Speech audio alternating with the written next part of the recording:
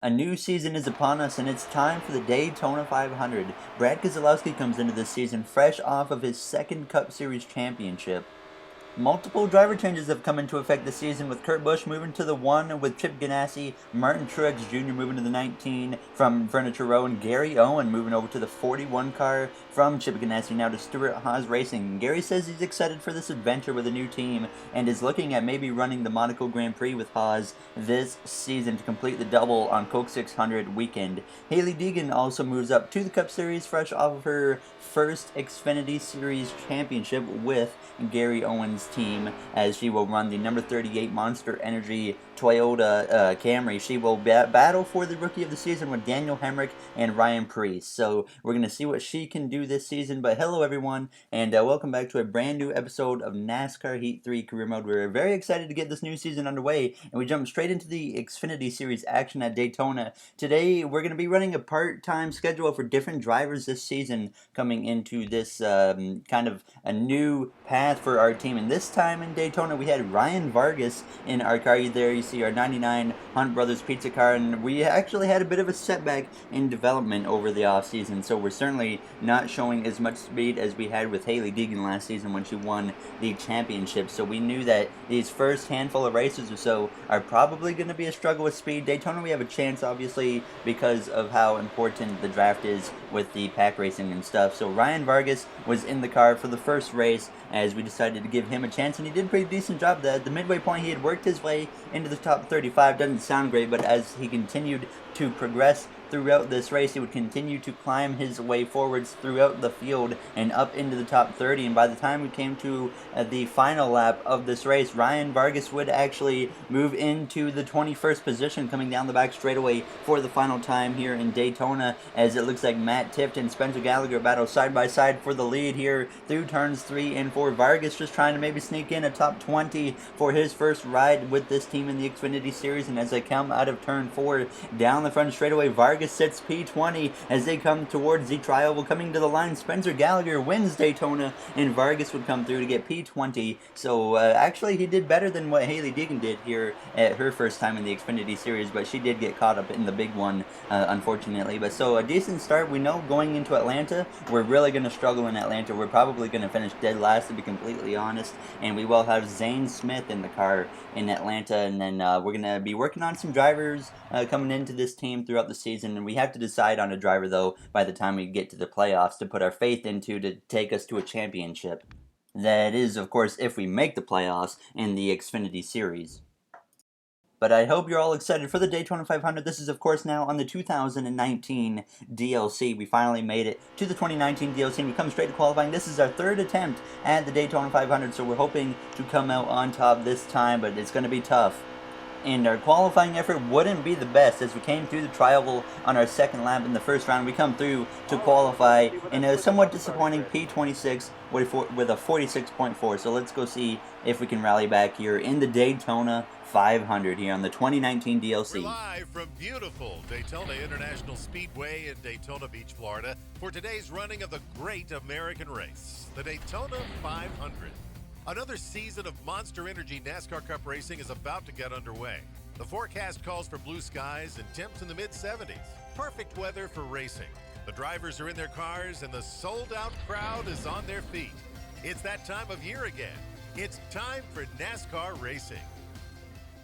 All right, we are ready to go green here in the Daytona 500, the 61st annual Daytona 500. Reed Sorensen gave up qualifying position for new tires. Ryan Truex, he failed optical scanning station multiple times, so he will start in the back of the field. Those are your two notables going to the back here for the Daytona 500 now as we get ready to go green, and the green flag is up. The Daytona 500 is underway as we start in a new chapter in our career with this 41 car for Stewart Haas Racing, as we come across the line just in front of the 24 of William Byron, who looks to find some improvement this season. Obviously, last season and the season before, he really struggled, so he's trying to improve going into this season. He needs to find that improvement if he wants to make the playoffs now, as Clint Boyer actually leads the way as we come through turns 1 and turns 2 alongside the 38 and the 00 of Landon Castle. Now Starcom enters the Cup Series finally in a NASCAR Heat game as we come down the back straightaway, heading down in towards turn 3. Now, I immediately noticed in this car here that we didn't have this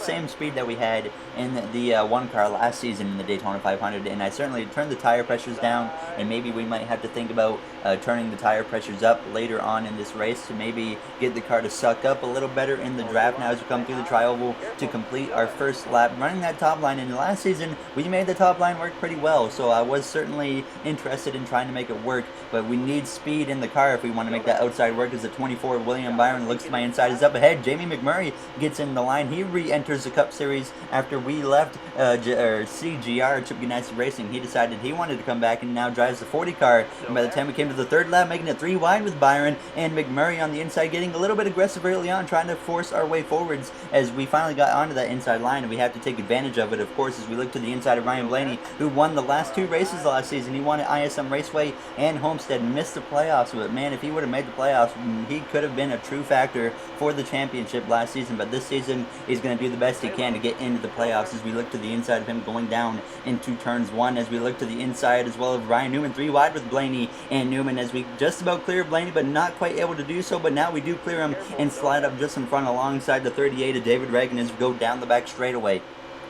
And as we came to lap 8 of 14 in stage 1, battling alongside former teammate Kyle Larson as we head down into turns 3. He did not have a win all of last season, a very annoying season for Larson. He made the playoffs and actually finished, I believe, 6th in points, right behind myself where we finished 5th. So really a good finish for him, but he just did not get that victory that he needed now as we come across the line. Sitting in P21, looking to the inside of the 37 car of Chris Buescher as they go 3 wide up ahead with Castle in the 66 of Joey Gase and Alex Bowman on the far outside. As Bowman, he looks to get his first win, as he has not won yet in our career mode either, as we look to the inside of Gase, but not able to come alongside as we exit the corners. The 37 of Buescher gets the momentum down on my outside as Keselowski helps him, the former champion in this series. And by the time we came to lap 10 of 14 in the stage, still battling with the 66 of Joey Gase now as we go down into turn 3, trying to use the draft from Landon Castle, who's putting together a very solid run for that Starcom Racing team now, as Austin Dillon slides down just in front of me, and we would pull up in front of the 66 to clear him. And by the time we came to just over 2.5 laps to go on the stage, running P17, as we have one of our teammates, Kevin Harvick here, who came up short of a championship last season, as he did make the final 4. As we come down the back straightaway, though, down into turn 3, the 3 of Austin Dillon on my door on my outside now, as we have a car on the wall. It's the 21 of Paul Menard. And we get through on the inside, but it looks like Menard blew a right front tire or something, and no caution would come out. So we would obviously take advantage of this, moving up a bunch of positions. And as we came down the back straightaway, approaching the white flag in stage 1 this time by, looking to the inside of Landon Castle as we try to move forwards into a top 10 spot before the stage is over. Looking to the inside of Clint Boyer as we come out of turn 4 down the front straightaway side by side with the 14 of Clint Boyer as we come through the trial. Well, now to hit the white flag in the first stage, running P13. We still have a shot to get stage points here now as we approach the back of the inside of Truex in the back of Michael McDowell in the number 34 car as we head down into turns 1 and turns 2. 3 wide, just about up ahead. Logano just in front of Kyle Busch on the outside line, as well as Eric Jones just in front of Logano. They lose quite a bit of momentum as we come down the back straightaway now as we battle for the 10th spot with Kyle Busch in the 18, and I decided we're going to give him a little bit of a side draft down the back straightaway, trying to take that position away as we head down into turn 3, as it's just about all single file up ahead as we come to the line here in Daytona. As Ricky Stenhouse Jr. leads the way as we come out of turn 4. He is in position to win the first stage as we come through now, making a 3 wide with Logano and Eric Jones through the tri-oval, and we're going to come through and steal the 8th position in the first stage to get ourselves 3 stage points in the first stage. So a very solid effort here, and I believe it was Stenhouse that did win the stage. And we would come to pit road and take 4 tires, as the AI usually obviously take 4 tires just about on every pit stop at plate tracks, and we would make a minor wedge adjustment, put it down 0.5 because the car did feel a little bit tight and we wanted to loosen it up just a little bit.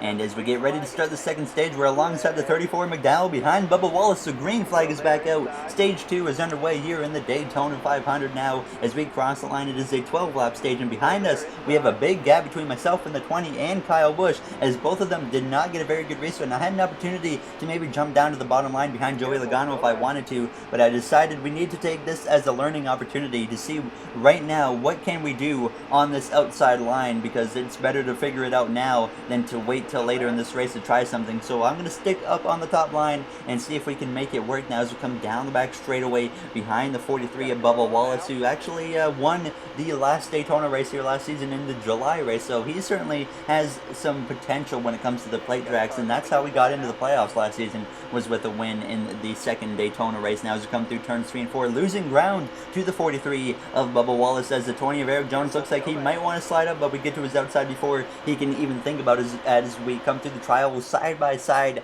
with the 20 of Eric Jones as Ricky Spinhouse continues to lead the field as we head down into turns 1 and 2 as he leads just in front of Eric Almirola, our teammate now, as we've had a few run-ins with Eric Almirola in the past. But fortunately, we have never had a rival since we've moved into the Cup Series. Now as we come down the back straightaway, trying to put ourselves back into the top 10 position as we approach the bumper of the 43 of Bubba Wallace. And we have a chance once again to drop down to that inside, but I was committed to at least try and make this outside work to see if we can maybe have this as an opportunity. But Bubba Wallace leaves me out, and he goes to the inside, and immediately that destroys my momentum. But he does slide up back on the outside, but then he gets right back to the bottom through the trial. So Chase Elliott, he's about 3 or 4 car lengths ahead, but we did close the gap to him by the time we came to lap 4, closing it to about a car length now. But I would decide that maybe we need to get to the inside line because there's only like 3 cars on this top line, so we leave Chase Elliott hung out to dry. Obviously, you guys know I have no problem with leaving him out to dry now as we come down the back straightaway, as he actually does make that outside work a little bit. But by the time we came to lap 5, looking to the inside of Denny Hamlin now as we head down into turns 3.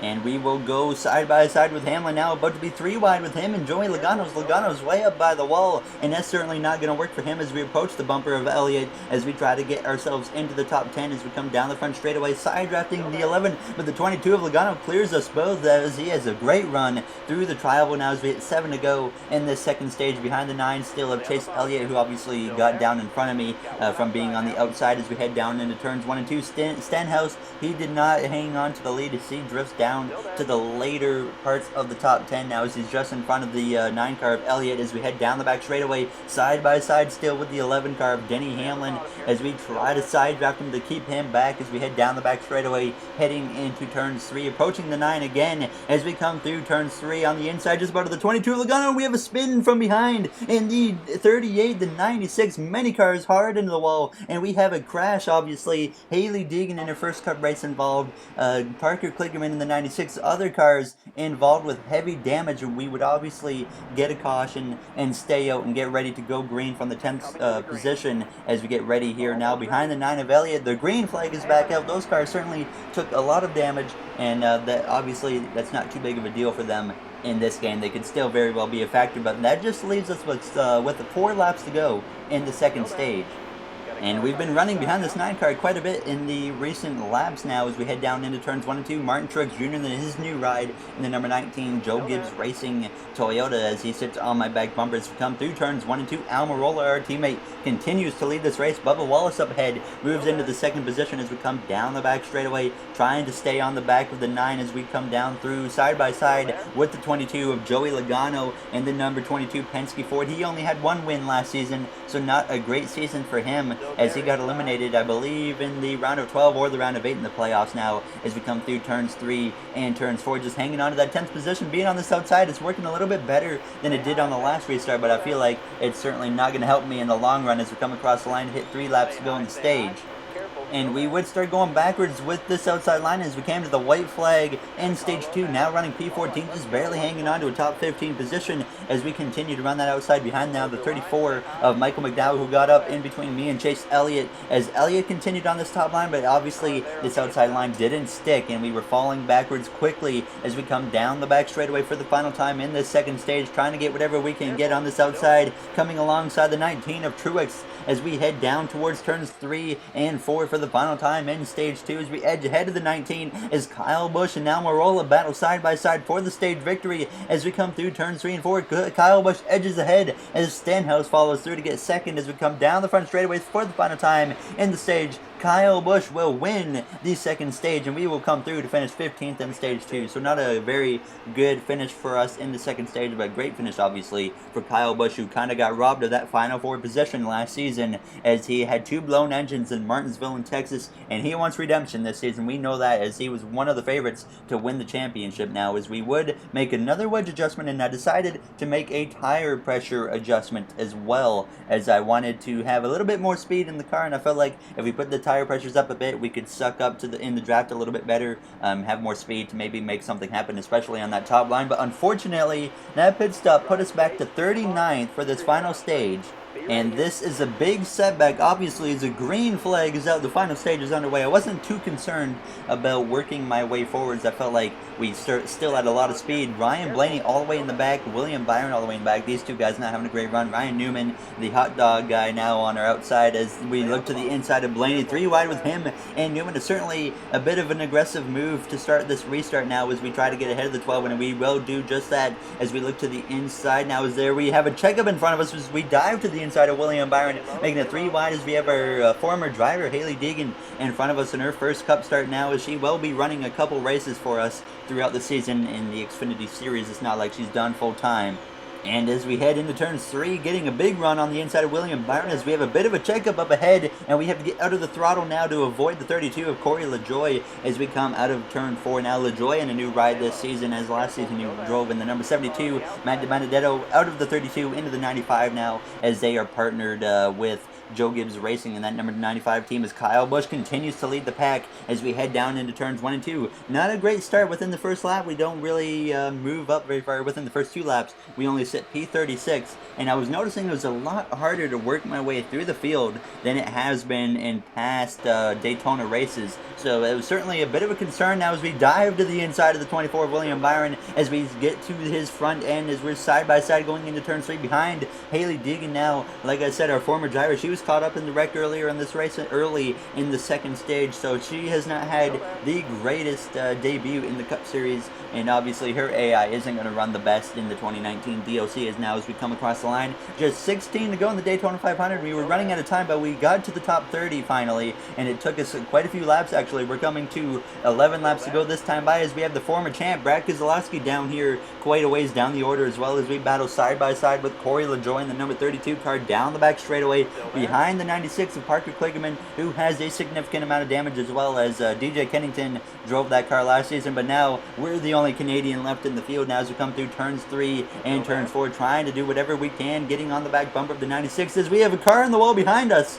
Likely due to a blown tire or something, but once again, the green flag would stay. We've had 2 cars blow tires here today, Paul Menard and whoever that is behind us, and no caution was called, so it would stay green, and we would continue to try and rally our way forwards with the little time we had left. 11 laps to go as we look to the inside of the 2 of Keselowski now as we come through turns 1 and 2, looking to the inside of Kligerman off the exit of the corner, down the back straightaway, and we just continued to slowly march our way forwards. It seems like once you can kind of get into the top 20, it's much easier to go forwards, and by the time we came to just 8 to go, we were up to 22nd behind the 38 of David Reagan, alongside the 15 of Watermelon Boy Ross Chastain as we come through turns 1 and 2. Cody Ware on my outside of the number 51 as we exit turn 2. Up ahead, it is a pretty organized pack right now. The outside and the inside all very organized, which we didn't really have earlier in this race as we head down into turns 1 and 2, looking to the inside of the 38 but not able to make it happen as they start to get a little disorganized, as now they're 3 wide up ahead, and there's a bit of a checkup, and we get into the left rear of the 38 and he goes sideways, but he hangs onto the car as we just about ignited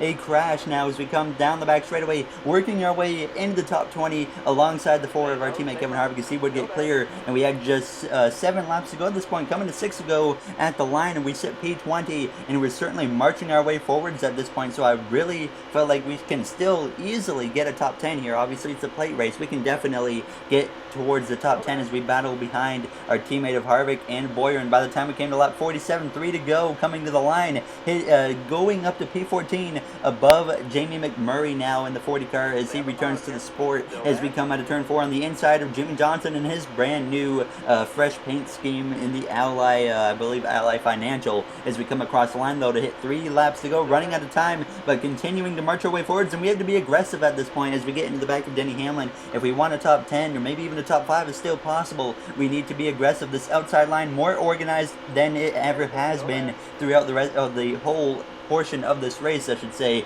as we come down the back straightaway. Though approaching 2 to go this time by, we look to the inside of Denny Hamlin as we come down the back straightaway, give him a tiny side draft as we come through down into turn 3. Kyle Busch has fallen back, obviously, to just inside the top 10 now as Chase Elliott leads coming to 2 to go as he tries to win his first ever Daytona 500 as we exit turn 4 side by side with Kurt Busch, the guy now driving the car I drove last season. And by the time we come to turn 3 on lap 49, making a 3 wide with Kyle Busch as we try to gain whatever positions we can as we are continuing to march our way forwards. We're probably not going to win this race, but as we approach the white flag, we look to the inside of former teammate Kyle Larson trying to take P7 as we come through the tri-oval. The white flag is in the air. Joey Logano on P2 now as we come through the tri-oval heading down into turns 1. Our teammate Eric Almirola in command now as we head into turns 1. Elliott gets down in front of me, but he looks like he's going to try and make the top line work, and I'm not even going to bother. We're going to try and use the draft from the 43 of Bubba Wallace to stay in their draft to try and work our way forwards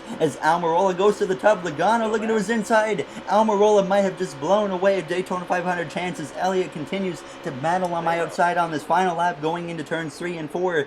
Logano and Almirola side by side, but Logano looks to have the edge through turns 3, and as we come now out of turn 4, Logano, Bubba Wallace in command as we come down to the tri-oval. Joey Logano is going to win the Daytona 500, and we're going to come through somehow to rally back to finish 4th with a great effort in the Daytona 500 now, as once again we come up short in our 3rd attempt at this race. Last season we finished 3rd, I believe. This season we finished 4th. Our rookie season, well, that did not end well at all when we flipped over. But nonetheless, a great effort for our team. Stage 2 didn't go great, but certainly the final stage and the first stage went fairly well. As you see, William Byron, Ryan Blaney down there, not good finishes for them at all, as they were, I believe, 37th and 38th. Ty Dillon and Paul Menard were the 2 cars that blew a tire. They finished 39th and last, as we sit P8 in the points with a 4th place finish here in Daytona. So 8th in the points, not bad. Kyle Busch picks up a playoff point with a stage win there. Obviously, Joey Logano locked into the playoffs. He's already equaled the amount of wins he had all of last season, so a great start for him, and hopefully we can get a win very shortly. I feel like we can really do some great things with this Stewart Haas racing team, and I want to have, or at least aim for a 4 to 5 win race season. Hopefully we can pull that off. Maybe we can start shortly here and go into Atlanta in the next episode and pick up a win. We know our Xfinity team's going to suck next episode. We're probably going to finish last, as we certainly are behind the game right now. But if you guys enjoyed this episode, make sure to comment, like, and subscribe. Those would all be very appreciated. I'd like to thank you all for taking the time out of your day to watch one of my videos. There you see the playoff grid, the early playoff grid that looks probably quite a bit different from what it will be when we hit Indianapolis. But I will see you guys in the next episode. Thank you for watching, everybody. I hope you enjoyed, and I'll see you guys in the next one. Thank you for watching, everybody, and have a great day.